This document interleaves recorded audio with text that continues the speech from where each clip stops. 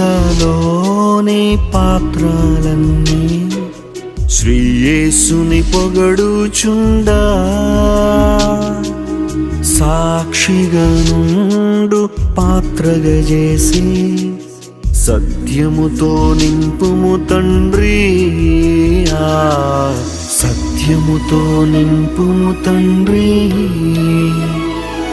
కుమ్మరి ఓ కుమ్మరి జగదుత్పత్తి దారి, చీకటమన్నైన నా వంక చల్లగా చూడుమయ్యా, చల్లగా చూడుమయ్యా.